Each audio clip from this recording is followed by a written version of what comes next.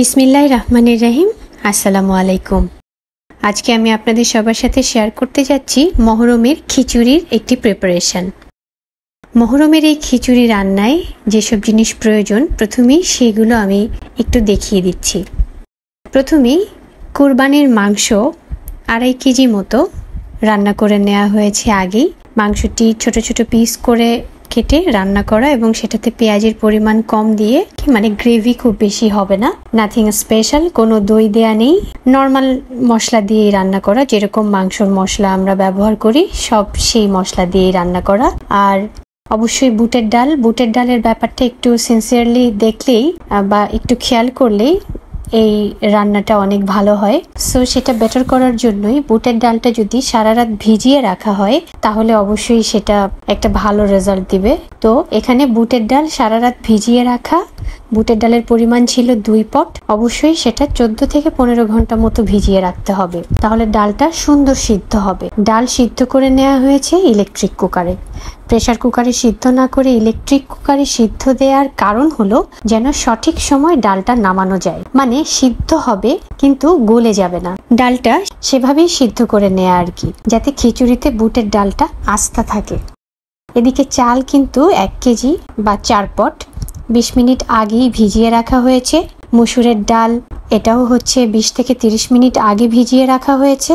চাল এবং মসুরের ডাল 30 মিনিট পর পানি ঝরিয়ে রাখা হয়েছে। পেঁয়াজ বেরেস্তা আগে থেকেই করে রাখা আছে। এবার খিচুড়ির যে চাল ডালের মশলা সেটা রেডি করে নেওয়া হয়েছে। বাটিতে আদা বাটা, রসুন বাটা, জিরার গুঁড়া, ধনিয়ার গুঁড়া, হলুদ গুঁড়া ও লাল মরিচের গুঁড়া পরিমাণ মতো নিয়ে নেওয়া হয়েছে। বড় হাঁড়ি নেওয়া হয়েছে রান্নার জন্য, যাতে সেটাতে আসলে মোটামুটি 4 কেজি মতো রান্না করা যায়। মানে এখানে তো 1 কেজি চাল আছে, 1.25 কেজি মতো ডাল আছে, 2.5 কেজির মতো মাংস আছে, সো সব সহ প্রায় 4 কেজির মতো রান্না হবে। তো এই কারণে একটু বড় হাঁড়ি নেওয়া হয়েছে। অন্যদিকে এই ঝরঝরে খিচুড়ি অনুযায়ী 10 পট পানি একদম মেপে মেপে গরম করে নেওয়া হয়েছে। এবার খিচুড়ির ফোড়নের জন্য রেডি করে রাখা হয়েছে তেজপাতা, বেশ খানিকটা গরম মশলা। গরম মশলাতে রয়েছে বড় এলাচ, ছোট এলাচ, দারুচিনি, লবঙ্গ। এদিকে কিছু কাঁচামরিচও ফালি করে কেটে নেওয়া হয়েছে। এবারে রান্নার পালা। প্রথমে চুলা অন করে হাঁড়িতে সানফ্লাওয়ার অয়েল নিয়ে তা ভালোভাবে গরম হয়ে এলে তাতে গরম মশলা ও তেজপাতার ফোড়ন দেওয়া হলো। তারপর ঝাঁঝরিতে পানি ঝরানো চাল ও মসুরের ডাল ঢেলে দেওয়া হলো।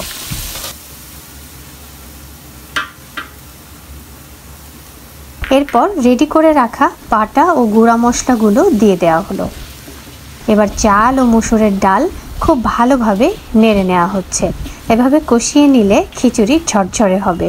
এ পর্যায়ে সামান্য লবণ দেওয়া হলো। পরে অবশ্য পানি দেওয়ার সময় আরেকটু লবণ দেওয়া হবে, তাই এই পর্যায়ে লবণের পরিমাণটা একটু বুঝে দিতে হবে। মোটামুটি 1.5 থেকে 2 মিনিট মতো নাড়াচাড়া করে এ পর্যায়ে সিদ্ধ করে রাখা বুটের ডাল ঢেলে দেওয়া হলো। এরপর আরও 1/2 মিনিট নাড়াচাড়া করে মেপে রাখা 10 পট গরম পানি ঢেলে দেওয়া হলো।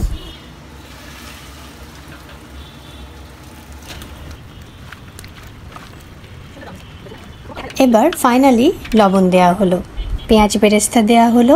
এখন ঢাকনা দিয়ে ঢেকে 4 মিনিট চুলার আঁচ হাই ফ্লেম করে রান্না করে নেওয়া হলো।